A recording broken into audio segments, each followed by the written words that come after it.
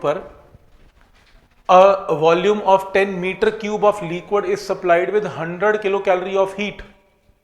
Volume V1 पता है आपको, इसमें हीट गिवन पता है, expands at a constant pressure of 10 atmosphere. मेरे को प्रेशर भी पता है, 10 एटमॉस्फेयर का मतलब 1.01 इंटू 10 की पावर 5 से मल्टीप्लाई करके न्यूटन पर मीटर स्क्वायर आएगा। और वॉल्यूम मुझे फाइनल भी पता है, मुझे इनिशियल वॉल्यूम भी पता है V1, मुझे फाइनल वॉल्यूम भी पता है V2, मुझे DW निकालना है।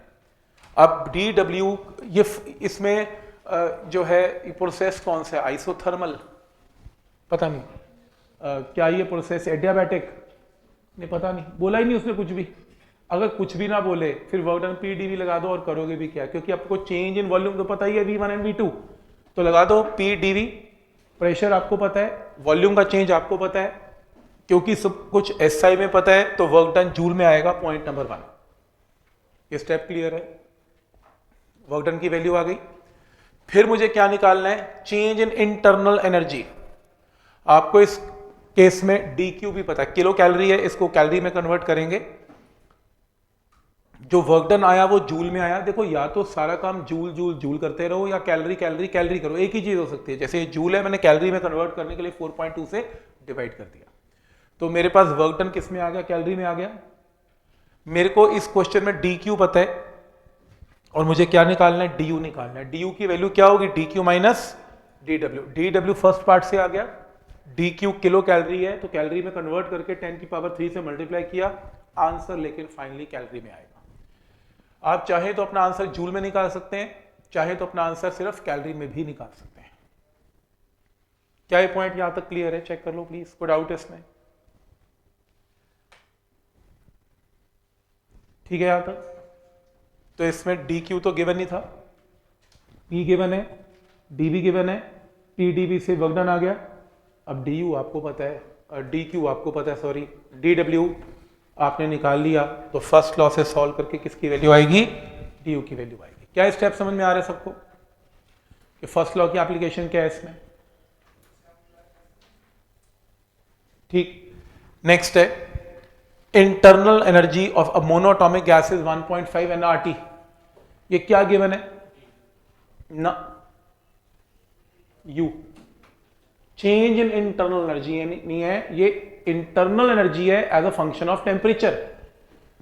तो ये जो एनर्जी है ये T पे डिपेंडेंट है, तो ये गलत है, मैंने गलत लिख दिया, ये D नहीं हो, ये U है। तो U की वैल्यू 1.5 nRT।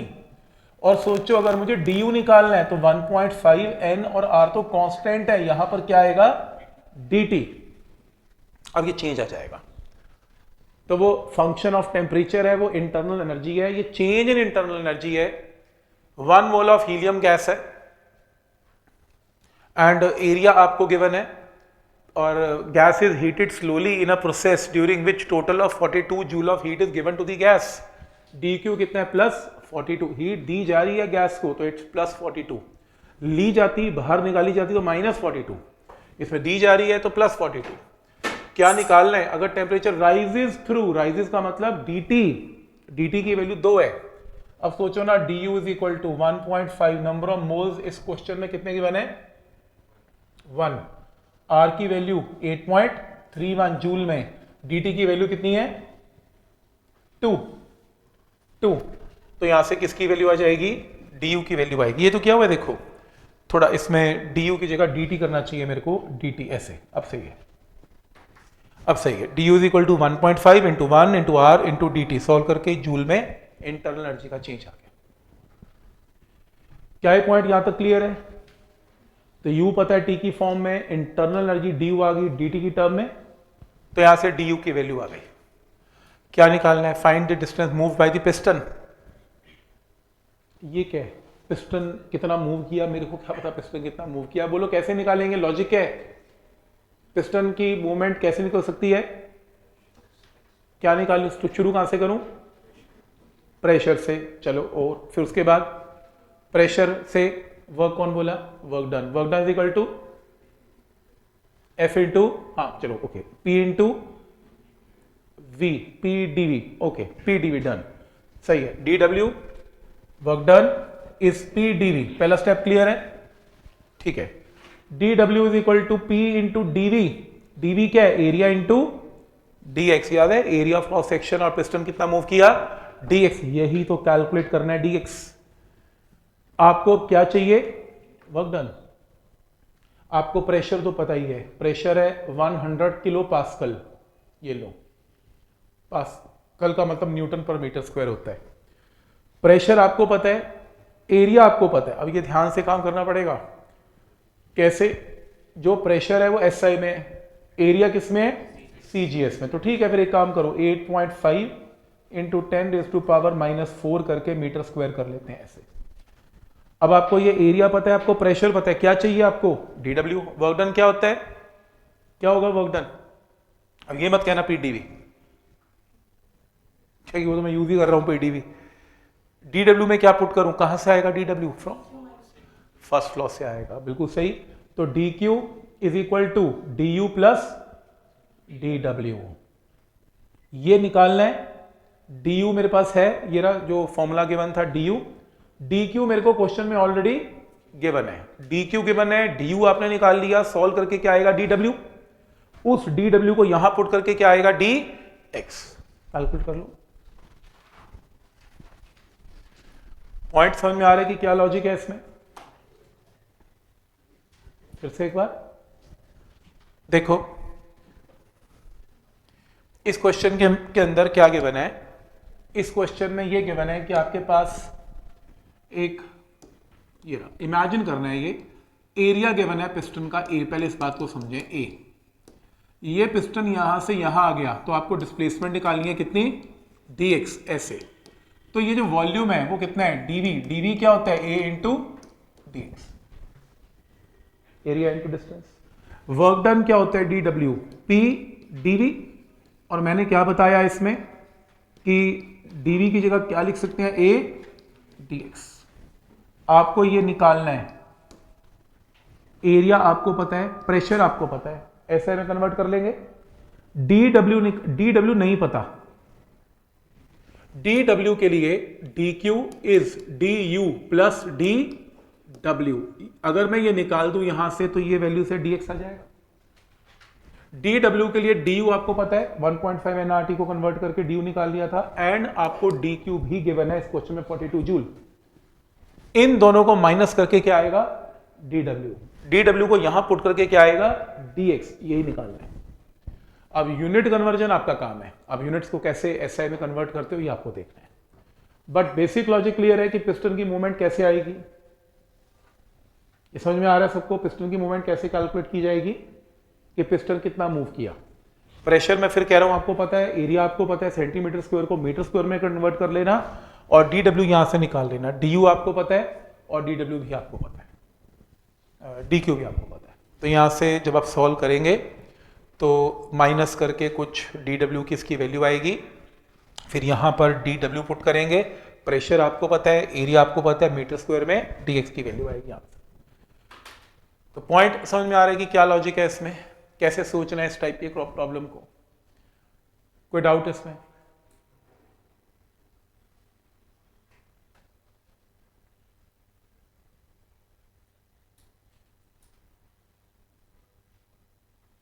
ठीक है, जैसे जो नेक्स्ट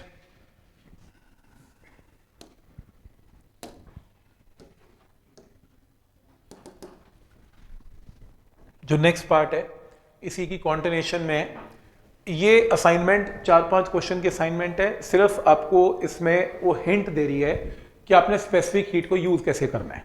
आप कहेंगे बड़ी इंपॉर्टेंट असाइनमेंट है, क्या मैं मतलब किस तरीके से करूं? कुछ नहीं है इसमें, CP minus CV is equal to R की असाइनमेंट है। सिर्फ यूनिट कन्वर्जन सिखा रही है और कुछ नहीं सिखा रही। कब आपको कैपिटल R को 8.31 पुट करना है और कब 2 पुट करना है, बस ये सिखा रही है और कुछ नहीं सिखा रही। मैं आपको हिंट दिखाता हूं। Calculate difference between two specific heat. मुझे बस ये बता दो, इसमें डिफरेंस ऑफ स्पेसिफिक हीट आपने केमिस्ट्री में किया हुआ है। कितनी टाइप की स्पेसिफिक हीट्स होती हैं? 2, CP एंड CV। ऐसा ही होता है, बताओ उनका डिफरेंस क्या होता है? CP माइनस CV क्या होता है? R by M। वो कह रहे हैं R बाई M, खादी आवाज कह रही है R, कोई कह रहा है R बाई M। क्या करूं? वो R बाई M, मैंने मोलर स्पेसिफिक हीट नहीं बोला। अगर मैं बोलता मोलर स्पेसिफिक हीट तो डिफरेंस 8.31, यानी कि कैपिटल सी का डिफरेंस 8.31, मैंने मोलर नहीं बोला, मैंने सिंपल स्पेसिफिक हीट बोला, तो इसका डिफरेंस बिल्कुल भी 8.31 नहीं है। भाई यही तो पूछेगा वो। अगर एक बात बताओ यार, तुम इतने भोले कैसे हो सकते हो? तुमसे कैसे पूछ सकता है फिजिक्स के कोई स्टूडेंट से कि भाई capital C P minus capital C भी किसके इक्वल है? 8.31। वो ये क्वेश्चन पूछेगा? नहीं पूछेगा। वो आपसे सिंपल स्पेसिफिक डिफरेंस पूछेगा। सही बोल रहा हूं ना? वो क्यों पूछेगा? ये को पूछने की बात थोड़ी ना। तो इसलिए उसने 2 स्पेसिफिक हीट 1 ग्राम के लिए पूछी। मेरे को रिजल्ट मोलर स्पेसिफिक हीट का पता है, Cp minus Cv equal to R। मैंने इसको स्पेसिफिक हीट में कन्वर्ट कर लिया। कैसे? Capital M into small Cp, capital M into small Cv। और इसे क्या बोलते हैं? Simple specific heat. तो ठीक तो बोल रहा है, Cp minus Cv equal to R by M। अब क्योंकि गैस कौन सी है इसमें? नाइट्रोजन। नाइट्रोजन में कैपिटल M क्या आएगा? 28। अभी आपकी मर्जी है, कोई स्टूडेंट इस कैपिटल R की जगह पुट करेगा 8.31, वो तो यूनिट्स लगाएगा जूल पर केजी, जूल पर मोल, सॉरी जूल पर मोल। और अगर कोई 2 लगाता है R की जगह, फिर उसके यूनिट्स क्या होंगे? कैलोरी पर ग्राम। ये पॉइंट समझ में आ रहा है? और वैसे ही पर ग्राम इसलिए क्योंकि 28 से क्या कर रखा है इसे डिवाइड, तो वैसे ही पर ग्राम होगा, 1 ग्राम के लिए हो गया। तो क्योंकि मैंने कैपिटल R को यहां पर पुट किया कितना? 2, तो यूनिट्स कैलोरी पर ग्राम में चले गए। पॉइंट समझ? आपकी मर्जी है, ये जरूरी नहीं है कि आप 2 पुट करेंगे, आप 8.31 भी पुट कर सकते हैं, पर फिर जूल पर मोल में काम चलेगा। पॉइंट समझ में आ रहा है यहां तक? तो ये ना सोचें कि मैं असाइनमेंट पढ़ूंगा, अब मेरे को पेपर में आएगा, मुझे नहीं पता आएगा नहीं आएगा, मेरे को नहीं लगता आएगा। वो ये ना एक फ्लो में वैसे ऑब्जेक्टिव के अंदर कहीं ना कहीं पूछ लिया जाता है, तो ये आपको आइडिया होना चाहिए। उस टाइम को ये ना कहे कि दुनिया की सारी स्पेसिफिक हीट का डिफरेंस 8.31 होता है, फिर गड़बड़ हो जाएगी। तो जैसे ये देखो, calculate gas constant, gas constant पूछने की चीज है, तो मुझे वैसे ही याद है 8.31, लेकिन किसका? 1 ग्राम ऑफ अ गैस। मुझे 1 ग्राम का कैलकुलेट करना है, लेकिन जो हमने याद किया हुआ 8.31 वो तो जूल पर मोल है, वो तो 1 मोल का डिफरेंस है, वो तो मोलर स्पेसिफिक हीट है। यहां पर सिंपल स्पेसिफिक हीट 1 ग्राम बोल दिया उसने। Cp Cv कहते हैं, मेरे से ले लो। Cp minus Cv normal specific heat है ना, ये कोई कैपिटल C तो है नहीं, तो ये नॉर्मल स्पेसिफिक हीट का डिफरेंस आपको वो दे रहे हैं। अभी अभी मैंने आपको एक फॉर्मूला करवाया कि जो Cp है माइनस Cp V, ये कितना था? R डिवाइडेड बाय M, यही था। क्या निकालना है आपको? Gas constant for 1 gram of a gas. 1 ग्राम का मतलब आपको क्या निकालना है? R by M। R नहीं निकालना, R तो फिर पर मोल हो जाएगा, पर ग्राम निकालना है, 1 ग्राम का निकालना है, तो कैपिटल M से क्या करना पड़ेगा? डिवाइड। ये मुझे निकालना है। ये तो आसान हो गया क्वेश्चन। इस क्वेश्चन में कुछ करना क्या है? Cp तुम्हें पता है, Cv तुम्हें पता है, कर दो माइनस आंसर, जो आया आंसर। पॉइंट समझ में आ रहा है? तो बेसिकली आपको Cp माइनस Cv निकालना है, तो capital R upon capital M आ जाएगा, कैपिटल M का मतलब पर ग्राम आ जाएगा। अब Cp माइनस Cv जब माइनस किया जाएगा तो आंसर के यूनिट्स क्या आएंगे? कैलोरी पर ग्राम पर डिग्री सेल्सियस। ये देखो माइनस करके कैलोरी पर ग्राम पर डिग्री सेल्सियस। मेरे हिसाब से आंसर है, सही है, कुछ मत करना, बस आंसर छोड़ देना। उसने यूनिट्स तो बोले नहीं, तो मैंने अपने यूनिट्स भी किसमें निकाल दिए? कैलोरी पर ग्राम पर डिग्री सेल्सियस। डन। पर कोई कहता नहीं नहीं अच्छा नहीं लगता, हम तो जूल में निकालेंगे। नहीं अच्छा लगता, कोई बात नहीं, जूल में निकालेंगे तो 4.2 से मल्टीप्लाई कर देना, ये लो जूल पर ग्राम बन गया आंसर। कोई कहता नहीं नहीं मैं तो अर्ग्स में निकालूंगा, तो ठीक है भाई, तो जूल को अर्ग्स में कर ले, 10 की पावर 7। मैं कहता हूं जरूरत क्या है, उस बेचारे ने कुछ बोला तो है नहीं किसमें निकालना है, तो यार तुम वैसे ही माइनस करके इसी में छोड़ दो, बात ही खत्म है। मैं तो वैसे सिखा रहा हूं कि ऐसे अगर पूछ ले तो ऐसे करना है, पर जरूरत नहीं है, मेरे हिसाब से यहीं पर छोड़ दोगे डन है। और अगर ऑब्जेक्टिव आएगा तो उसमें मेंशन होगा जूल में करना है कि नहीं करना, तो 4.2 से मल्टीप्लाई कर देना। तो आइडिया समझ में आ रहा है कि यहां पर गेम यूनिट कन्वर्जन की ज्यादा है, और Cp माइनस Cv तो आर सबको पता ही है क्या होता है इसमें। तो पॉइंट समझ में आ रहा है कि कैसे कन्वर्जन की जा रही है। For example, calculate difference in two specific heat. 2 किस्म की स्पेसिफिक हीट का डिफरेंस निकालो। 1 ग्राम ऑफ एयर, अब फिर से 1 ग्राम बोल रहा है, और वो भी एयर के लिए और एसटीपी पे, और जिसकी डेंसिटी आपको दी हुई है, और डेंसिटी के जितने गंदे यूनिट्स हैं उतने दे दिए। 1 ग्राम दे दिया, 1 लीटर दे दिया। ना तो एसआई में ग्राम चल रहा है, केजी में करना पड़ेगा, और ना लीटर चल रहा है, उसको भी मीटर क्यूब में कन्वर्ट करना पड़ेगा। देखो जो है वो है, ठीक है, चलो वहां तक तो कोई बात नहीं। फिर स्पेसिफिक हीट जब देखा वो भी किस में चल रही है, ये इसमें क्या निकाल 1 ग्राम निकालना है। ओके, तो मैं ऐसे भी बता रहा हूं कि आपको यूनिट कन्वर्जन ना थोड़ा ध्यान से देखनी पड़ेगी। इसमें देखो जो क्वेश्चन मुश्किल नहीं है वो यूनिट में फंसा देगा, और जो क्वेश्चन में यूनिट्स ठीक है वो उसका कॉन्सेप्ट मुश्किल कर देगा, कुछ ना कुछ तो उलझा के रखेगा ही। तो इसके अंदर आपको डिफरेंस निकालना है। अब डिफरेंस कोई मुझसे पूछे 1 ग्राम ऑफ एयर का निकालना है, अब मैं मन में सोच रहा हूँ 1 ग्राम का निकालना है तो Cp minus C equal to R/m। अब m क्या पुट करूँ, एयर का पता ही नहीं, कैपिटल मॉलिक्यूलर मास क्या पुट करोगे, एयर का आएगा ही नहीं, यानी कि वो फॉर्मूला तो बात बनेगी नहीं। और मेरे को वैसे भी 1 ग्राम के लिए निकालना है, 1 ग्राम के लिए स्पेसिफिक हीट का डिफरेंस निकालना है, तो चलो फॉर्मूला तो वही लगेगा, Cp minus Cv is equal to R divided by m। क्या ये पॉइंट यहां तक क्लियर है? ये मुझे निकालना है पर ग्राम का मतलब ये मुझे निकालना है, डिफरेंस निकालना है पर ग्राम, तो ये मुझे निकालना है। अच्छा, अगर मैं R/m की वैल्यू निकाल दूं मेरा आंसर आ जाएगा। क्या निकालना है? इसका डिफरेंस तो निकालना है, इसका डिफरेंस है क्या, R/m। और R/m निकालने का एक ही तरीका है, क्योंकि डेंसिटी भी गिवन है। डेंसिटी कितनी गिवन है, 1.293 ग्राम पर लीटर। ये रही, एक काम करते हैं, 1.293 ग्राम को 10 की पावर -3, और लीटर का मतलब क्या होता है, 10 की पावर -3, यही होता है ना, kg पर मीटर क्यूब। सही, हाँ वो अलग बात है, पर मेरा तो बताना बनता है कि कैसे किया। ग्राम को केजी में कर लिया, लीटर को मीटर क्यूब में कर दिया, अब ये ऐसा ही बन गया। अब मेरे को पता है कि PV is equal to nRT, या 1 मोल के लिए RT ले लेते हैं, 1 मोल के लिए P इंटू V। वॉल्यूम की जगह एक काम करते हैं, वॉल्यूम की जगह डेंसिटी की फॉर्म में लिखते हैं, बोलो क्या, M mass by density is R/T। यहां से क्रॉस मल्टीप्लाई करो, R और M एक तरफ और बाकी जो टर्म्स हैं वो एक तरफ। प्रेशर आपको पता है, डेंसिटी आपको गिवन है, टेम्परेचर आपको पता है STP पे, और प्रेशर की वैल्यू वही 1.01 इंटू 10 की पावर 5 SI में। तो ये सारी वैल्यू उठा के यहां पे पुट कर दें तो क्या बनेगा, pressure divided by rho into T. अब आपको P पता है, आपको डेंसिटी पता है, आपको टेम्परेचर भी पता है, वैल्यू पुट करके Cp माइनस Cv की वैल्यू आ जाएगी। मेथड समझ में आ रहा है कि क्या करना है इसमें, कोई डाउट इसमें? कुछ नहीं है, इस पूरी शीट में सिर्फ ये देखना है कि आपने Cp माइनस Cv किस तरीके से निकालना है। तो मैंने बताया ना, R/m पर ग्राम निकालना है तो R/m निकालना है, R/m निकालना है तो गैस की इक्वेशन लिख लें, और गैस की इक्वेशन से यहां पर वैल्यू पुट कर दें R/m। कोई डाउट इसमें? क्या ये बात समझ में आ रही है सबको? ठीक है, क्या यूज क्या है, 273 नहीं करेंगे, नहीं होता। STP पे क्या होता है, 20। मैंने इसमें यूज किया हुआ है टेम्परेचर 273 किया हुआ है मैंने, तो आप केमिस्ट्री में करते होंगे, 273 नहीं होता।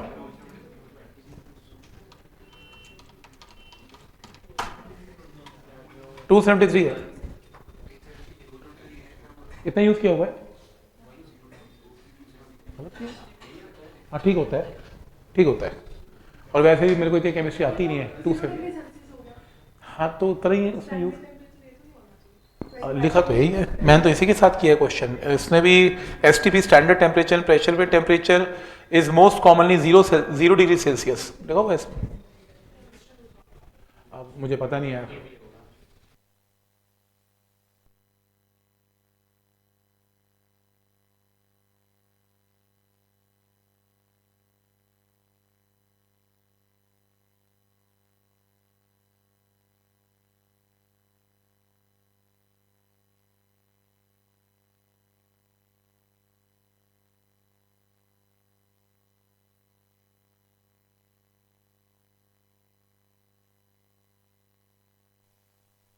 Specific heat at constant pressure and temperature given है। कैलकुलेट डेंसिटी ऑफ एयर, पिछले क्वेश्चन में डेंसिटी दे रहा है और डिफरेंस पूछ रहा है, इस बार डिफरेंस दे रहा है और डेंसिटी पूछ रहा है, same formula, everything is same, तो आप इसको छोड़ सकते हैं। सेम क्वेश्चन है, कुछ नहीं, इनकम्प्लीट क्वेश्चन है लास्ट वाला, इसको रहने दें। बस ये असाइनमेंट आपको सिर्फ ये बता रही है कि Cp और Cv का कॉन्सेप्ट यूज कैसे करना है, बस इतना ही चाहिए, इससे आगे नहीं चाहिए। ठीक है, तो इसमें जो नेक्स्ट है,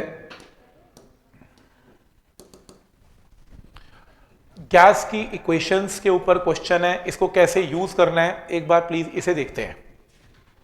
इस क्वेश्चन को पढ़ें, बस याद रखें आइसोथर्मल प्रोसेस में गैस की इक्वेशन क्या है, पीवी इज अ कांस्टेंट। तो स्टार्ट करते हैं, और एडियाबैटिक में PV raise to power gamma is a constant. तो शुरू करते हैं। Certain gas at atmospheric pressure is compressed adiabatically, लिखा हुआ एडियाबैटिक प्रोसेस है, so that its volume becomes half of the original volume. तो फाइनल वॉल्यूम क्या हो गया, इनिशियल वॉल्यूम से आधा हो गया। कैलकुलेट रिजल्टिंग प्रेशर, प्रेशर बताना है, और गामा एयर का 1.4 है, अगर कहीं मिसिंग भी हो तो एयर का जो गामा होता है 1.4 लेना है। तो इस केस में वॉल्यूम तो आधा हो गया, एटमॉस्फेरिक प्रेशर गिवन है, तो P1 तो गिवन ही है इसमें 1.01 इंटू 10 की power 5 newton per metre square, एक एटमॉस्फेरिक प्रेशर गिवन है। और आपको यह भी गिवन है कि फाइनल वॉल्यूम कितना, इनिशियल वॉल्यूम बाय 2। तो V2 is equal to V1 by 2 given है, तो यहां से V1 बाई V2 की रेशियो क्या आएगी, 2:1 आएगी, 2:1 आएगी। सही। तो अब आपको कौन सी इक्वेशन, कौन सी ये प्रोसेस कौन सा गिवन है, एडियाबैटिक, तो P1 V1 raise to power gamma is equal to P2 V2 raise to power gamma, और आपको P2 निकालना है, तो बोलो P2 क्या होगा, P2 is equal to P1 V1 by V2 raise to power gamma. Pressure P1 पता है 1.01 into 10 raise to power 5, and आपको V1 एंड V2 की रेशियो भी पता है 2 रेज टू पावर 1, और गामा कितना है 1.4। ठीक है यहां तक। तो ये आपका नया प्रेशर है जो आपको कैलकुलेट करना है न्यूटन पर मीटर स्क्वायर में। क्या स्टेप क्लियर है। फिर अगला क्वेश्चन कोई पूछेगा सर इसको आगे क्या करना है, 1.4 रेज टू पावर का क्या करना है, कैसे करोगे सॉल्व। मैथ्स में सिखाया आपको, सिखाया लॉग लेके, कोई तरीका ही नहीं है, उल्टी सीधी इतनी पावर है वो लॉग ही कर पाएगा, taking log of both sides. तुम्हें लगता है कि कोई लॉग टेबल तुम्हें देगा पेपर में, नहीं देगा, देगा, दिए दिए, कोई नहीं देगा, ना चाहिए, तुम्हें वैल्यू चेंज कर देगा, चिंता ना करो, टीचर को पता है ये लॉग टेबल मांगे दुखी करेंगे, 1.4 की जगह 1.5 देगा, 3/2 और क्या देगा, या हाफ देगा, कुछ तो ऐसा देगा। अब गामा तो ग्रेटर देन 1 है, पर कुछ ऐसी पावर देगा जो कि लॉग टेबल से सॉल्व नहीं होनी। पर चलो बुक्स में गिवन है तो मैंने बता दिया। कोई कहता ऑब्जेक्टिव आ गया, फिर क्या करेंगे, अप्रोक्सीमेटली करेंगे, और कर भी क्या सकते हैं, 1.5 3/2 मार के हिंट लेके थोड़ा अप्रोक्सीमेट करके कर देंगे। ठीक है, तो अगर ठीक आंसर आ जाए तो कह देना मैंने बताया, ना आए तो ये कोई तरीका नहीं है, वैसे बता दूं मैंने नहीं बताया। ठीक है, ये बिल्कुल तुक्का है, आ गया तो ठीक है, नहीं आया तो गारंटी कोई नहीं है। बट इस प्रॉब्लम ये है कि इससे आगे हमें कुछ आता भी तो नहीं है, तब मन में 1.4 की कोई कैलकुलेशन तो है नहीं, बिना कैलकुलेटर का, बिना लॉग टेबल के, तो 1.5 मन में कैलकुलेट करके थोड़ी सी वैल्यू घटा देना, कुछ approximately answer objective point of view से वैसे ऐसा आता नहीं है, 1.5 के साथ ही चलता है। ठीक है, तो गैस की इक्वेशन कैसे चलेगी बस ये बताया जा रहा है। नेक्स्ट देखें,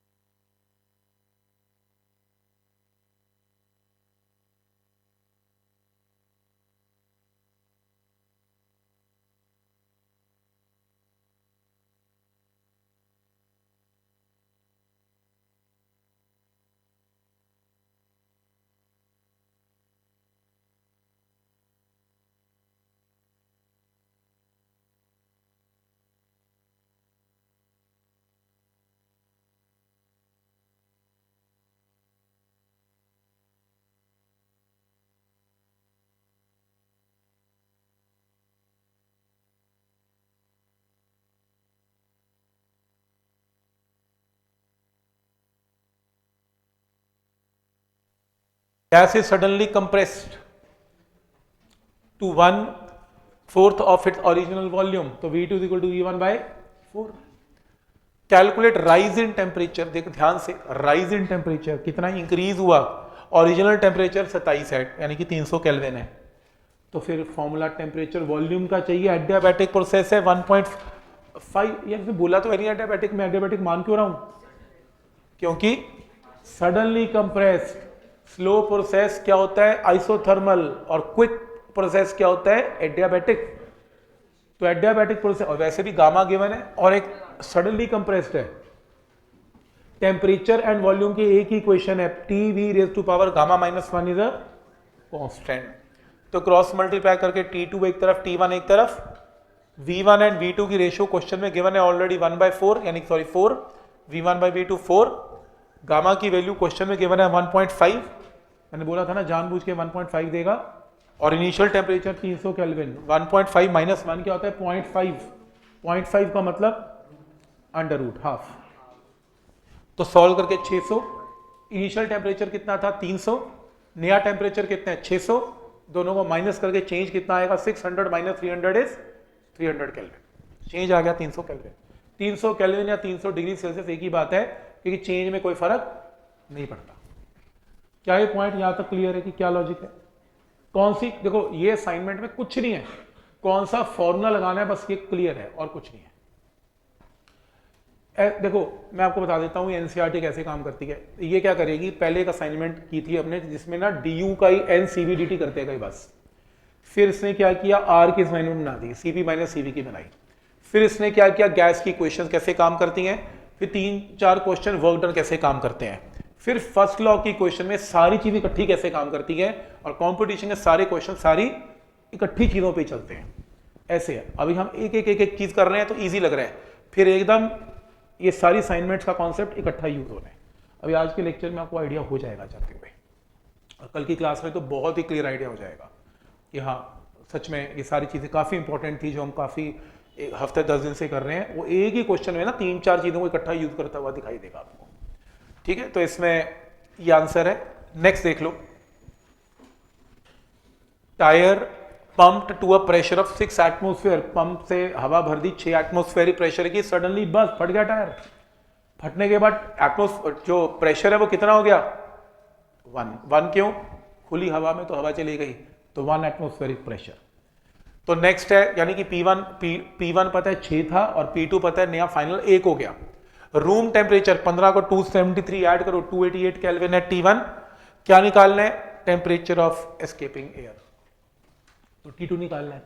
तो फिर T और P का फॉर्मूला करवाया था एडियाबैटिक का, एडियाबैटिक की 3 इक्वेशन थी, एक PV raise to power gamma is a constant, एक TV raise to power gamma -1 is a constant, और एक P raise to power gamma -1 upon T raise to power gamma is a constant. तो ये equation लगेगी, third equation. इस question में क्या निकालना है T2 निकालना है, क्रॉस मल्टीप्लाई करके T2 rays to power gamma एक तरफ, बाकी टर्म्स एक तरफ, T1 आपको पता है, गामा आपको पता है, P2 और P1 की रेशियो आपको पता है, गामा आपको पता है।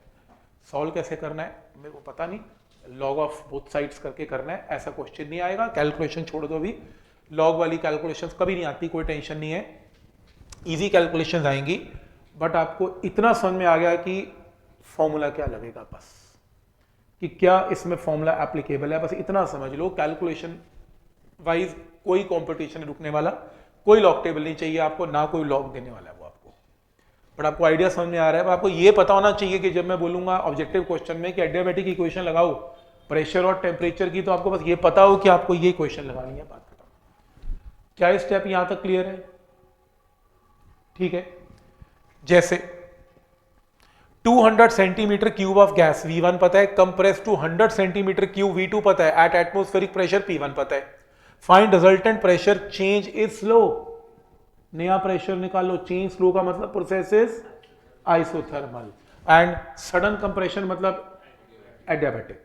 तो आइसोथर्मल में एक ही क्वेश्चन आती है, P1 V1 P2 V2, cross multiply करके P2 की वैल्यू निकाल लो, आंसर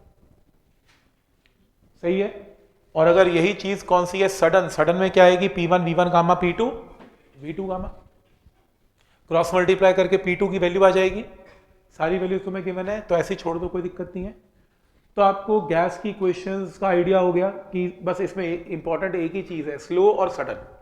स्लो का मतलब आइसोथर्मल, सडन का मतलब एडियाबैटिक। बात खत्म। क्या ये पॉइंट यहां तक क्लियर है? ठीक है। इसी असाइनमेंट के अंदर ये सेम क्वेश्चन है प्लीज, तो मतलब कोई रिपीट नहीं करेंगे हम, सेम प्रोसेस चल रहा है इसमें। और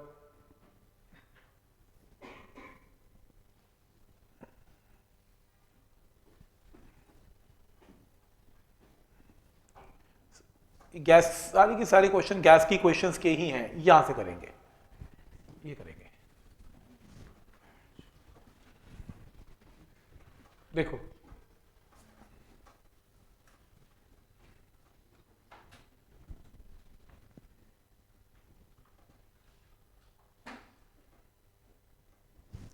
find final volume of a gram molecule. ये ग्राम मॉलिक्यूल क्या होता है?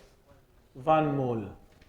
1 मोल है ना, 1 ग्राम होता तो बात अलग थी, ग्राम मॉलिक्यूल है तो 1 मोल है of a gas after isothermal expansion. Isothermal है, टेम्परेचर 127 का मतलब 400 केल्विन है, इफ द ओरिजिनल वॉल्यूम 400 है। और साथ में एक और चीज गिवन है, वर्क डन की वैल्यू गिवन है 1 मोल की 2302.6। अब आइसोथर्मल में वर्क डन का 1 मोल का फॉर्मूला हमें आता है 2.303 RT log of V2 by V1 to the base 10। 1 मोल का आपको क्वेश्चन में निकालना क्या है? V2। क्वेश्चन में गिवन क्या है? V1। वैल्यू पुट करो, वर्क डन आपको पता है 2302.6, 2.303 आपको पता है, R की वैल्यू 8.3 SI में पता है, टेम्परेचर 400 केल्विन पता है, V2 और V1। तो V1 की वैल्यू वहां पर पुट करेंगे। पहला स्टेप क्लियर है? कोई कहता है लॉग आ गया, सॉल्व कैसे करेंगे? हो जाएगा ये सॉल्व। कैसे ना, जरूरत ही नहीं है। जब तुम इसे सॉल्व करोगे तो आंसर क्या आ रहा है? 0.3012। ये क्या होता है? log 2। वैसे 0.3010 के आसपास होता है, 0.3010, पर 12 भी इट्स ओके, नियरली log 2। तो इसकी जगह क्या पुट कर दिया? log 2 to the base 10। तो ये देखो log के अंदर वाली और अंदर वाली टर्म्स को कंपेयर कर लिया, तो क्या हुआ? V2 by V1 is equal to 2। ये देखो, तो V2 is equal to 2 times V1 put करके आंसर। तो ऐसे क्वेश्चन देगा जिसे log की वैल्यू आपको यूज नहीं करनी, तो कैलकुलेशन ही ऐसे देगा जिसमें log 2 ही फंसने वाला है एंड में। 99% क्वेश्चन में log 2 में फंसा देगा आपको। 0.3010 याद रखना, बस वो log 2 निकलेगा। तो ऐसी कैलकुलेशन आती है इंस्टेड ऑफ की log टेबल आपको दे। तो आइडिया समझ में आ रहा है यहां तक? हिस्ट्री में करते हैं ऐसा, करते हैं तो थोड़ा जल्दी पिक हो जाता है ये, थोड़ा नॉर्मल से। गैस की इक्वेशन भी तो करते होंगे सिंपल। जैसे ये देखो, calculate work done to compress isothermally 1 gram of hydrogen. 1 gram hydrogen का वर्क डन कैलकुलेट करना है isothermally to half its initial volume. Volume आपको आधा करना है, तो पहले यही निकाल लो। तो वॉल्यूम V2 क्या है? V1/2। वर्क डन का वैसे फॉर्मूला ये होता है 1 मोल का, उसमें 1 ग्राम बोला, इसलिए कैपिटल M से मैंने क्या कर दिया? इसे डिवाइड। तो 1 मोल की जगह 1 ग्राम है, तो कैपिटल M से डिवाइड। कैपिटल M की वैल्यू इसमें कितनी है? हाइड्रोजन है, तो कैपिटल M कितना है? 2। तो इस केस में V2 by V1 की रेशियो क्या आएगी? या इसमें हाँ, V2 by V1 की रेशियो क्या आएगी? हाफ। तो इसकी जगह हाफ। ठीक है, लॉग ऑफ हाफ कैसे निकलेगा? लॉग टेबल चाहिए 0.55। बिल्कुल ठीक, इसमें तो कुछ करना ही नहीं है। देखो स्पेशली मेडिकल वाले लोग, लॉग ऑफ हाफ, मैथ्स का रूल है, लॉग ऑफ हाफ को लिख सकते हैं 2 raised to power -1। लॉग की प्रॉपर्टी है पावर बाहर आ सकती है, log of 2 to the base 10।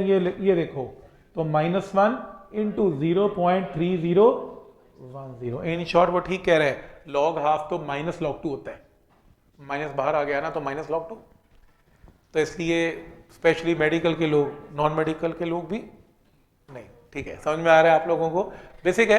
तो log 2 और log हाफ में डिफरेंस समझ में आ रहा है, माइनस लगा देना, राइट? तो माइनस लगा देंगे, आंसर आएगा। हो गया बस क्वेश्चन सॉल्व। या पुट कर लेना -0.3010 मल्टीप्लाई करना आंसर। वर्क डन इसमें क्या आ रहा है? नेगेटिव, और वर्क डन थर्मो में नेगेटिव हो सकते हैं। इसका मतलब work is done by the system की on the system? By the system. Chemistry नहीं लगानी बिल्कुल भी, ऐसे कंफ्यूज नहीं होना, मैं तो कंफ्यूज करता रहूंगा। ऑन की बाय, कितने लोग ऑन द सिस्टम, कितने लोग bye the system? By the system. Okay, धीरे बोलता हूं। वर्क डन अगर नेगेटिव है तो वॉल्यूम बड़ा होगा कि घटा होगा? बड़ा कैसे होगा? बड़ा होगा तो वॉल्यूम बढ़ गया तो वॉल्यूम पॉजिटिव हो गया, घटा होगा है ना, डिक्रीज हुआ होगा। डिक्रीज कैसे होता है? दबाते हैं पिस्टन को, पिस्टन खुद तो दबता नहीं है, मैं दबाऊंगा ऑन दी सिस्टम, तो ऑन दी मैं ही करूंगा ना काम, तो वो गैस तो ऑन दी नहीं, गैस का काम तो बाय दी सिस्टम होता है, तो यानी कि ऑन दी सिस्टम है। समझ में आ रहा है? यहां तक सिंपल याद करो, वॉल्यूम घटेगा, वर्क डन नेगेटिव है। गैस अपना वॉल्यूम कभी खुद नहीं घटा सकती, मेरे को घटाना पड़ेगा, तो ऑन दी सिस्टम है। तो नेक्स्ट क्या निकालना है? चेंज इन इंटरनल एनर्जी कैसे निकलेगी? D change in internal energy D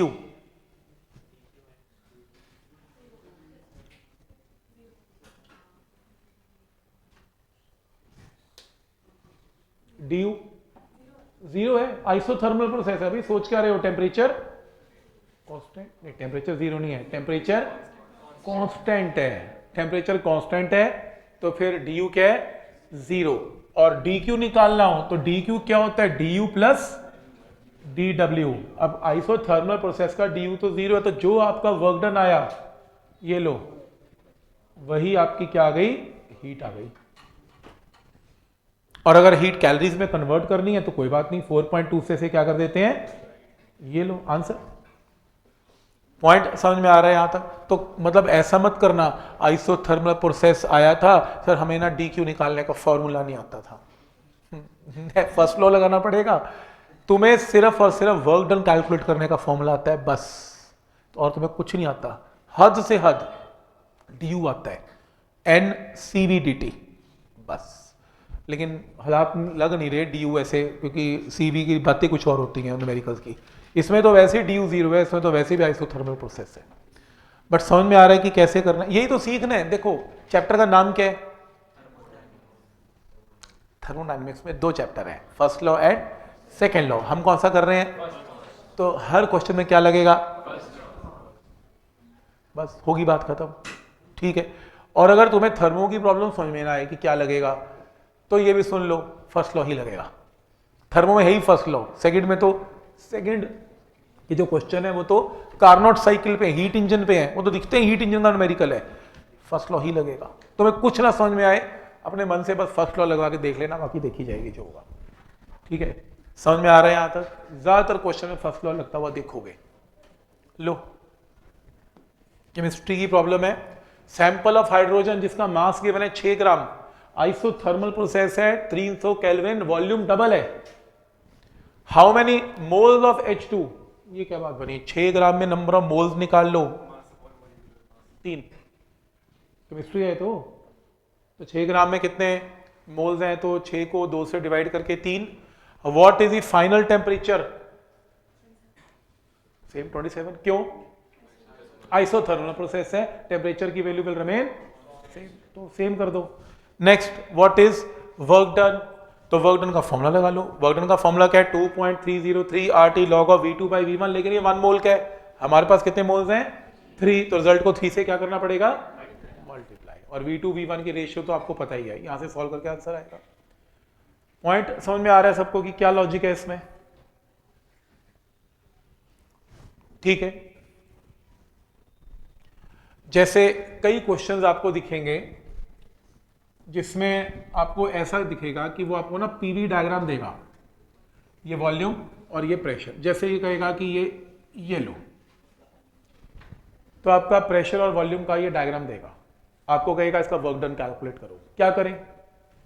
इसके अंदर एरिया, इसका एरिया जानबूझ के तुम्हें वॉल्यूम लीटर में देगा, और तुम्हें प्रेशर जो है वो न्यूटन पर मीटर स्क्वायर में दे सकता है, डाइन में भी दे सकता है। एरिया निकालना है तो एरिया किसका निकलेगा, फिगर क्या है, ट्रेपेजियम। तो ये कुछ ना कुछ वैल्यू जरूर देगा इस तरीके की, जैसे ये 5 ले लो, ये 7 ले लो, कुछ भी ऐसे। तो आप एरिया ऑफ क्या निकालेंगे, ट्रेपेजियम। आंसर आंसर मान लो 10 आ गया, सही है, क्या आएगा, एरिया मान लो 10 आ गया, आंसर क्या लिखें, वर्क डन क्या है, तो कर दिया मैंने कैलकुलेट, ट्रेपेजियम का करके 10 आ गया, हाँ -10, क्योंकि कंप्रेशन हो रहा है, एरो देख लेना गड़बड़ कर, देखो तुम्हें ना 90% प्रॉब्लम कंप्रेशन मिलने वाली है, क्योंकि उसको पता है लोग नेगेटिव लगाना भूल जाएंगे। तो इस तरफ जो भी वॉल्यूम जाएगा घट रहा होगा, वर्क डन कभी भी पॉजिटिव नहीं होगा। तो आपने एंड एरिया तो पॉजिटिव ही कैलकुलेट करना है, एंड में साइन क्या लगाना है, नेगेटिव। समझ में आ रहा है यहां तक कि क्या करना है इसमें। उसी तरीके से जैसे ऐसे क्वेश्चन में गिवन होंगे, ये वॉल्यूम है, ये प्रेशर है, और हाँ जब अब एरिया निकालेंगे तो ये 2 है ना, 2 लीटर 10 की पावर माइनस, ये ध्यान से इसको मीटर क्यूब में करना, लीटर में मत कर देना, क्वेश्चन गलत हो जाएगा। पहले ऐसे में कन्वर्ट करना मीटर क्यूब, फिर अपना आंसर सॉल्व करना। जैसे मान लो एक ट्राइंगल दे देगा, ये देखो ट्राइंगल है, वो कहेगा ठीक है इसका वर्क डन कैलकुलेट करो, क्या करें, किसका एरिया निकालें, ट्राइंगल का, ट्राइंगल का इसके अंदर का area half into base into height निकलेगी। आंसर पॉजिटिव की नेगेटिव, पॉजिटिव की नेगेटिव, नेगेटिव क्यों, क्योंकि एंटी क्लॉकवाइज है, anti clock counter clock anti clockwise है तो नेगेटिव, अगर क्लॉकवाइज होता तो पॉजिटिव। समझ में आ रहा है यहां तक। ये आपकी एनसीईआरटी है, एनसीईआरटी कहती है इतना का आना चाहिए आपको, पॉइंट समझ में आ रहा है यहां तक। तो फर्स्ट लॉ के बेसिक्स इतने हैं। अब हम चलते हैं अपने ऑब्जेक्टिव क्वेश्चंस पे। पहले अपनी शीट्स करेंगे, धीरे धीरे धीरे धीरे इस लेवल को इंक्रीज करेंगे। और कल के बाद रादर आज भी कोई चाहे तो, टाइम नहीं है वो बात अलग है, पर आज भी चाहे तो थर्मोडायनेमिक्स का फर्स्ट लॉ शुरू कर सकते हैं। मैक्स कल शुरू हो जाएगा थर्मोडायनेमिक्स क्लास में, तो 2 दिन बाद, कल के बाद तो थर्मो स्टार्ट कर ही सकते हो भाई, क्योंकि ज्यादा लंबा काम नहीं है। मेन पार्ट में थोड़ा फटाफट इसको निकाल दूंगा, खत्म कर दूंगा, ठीक।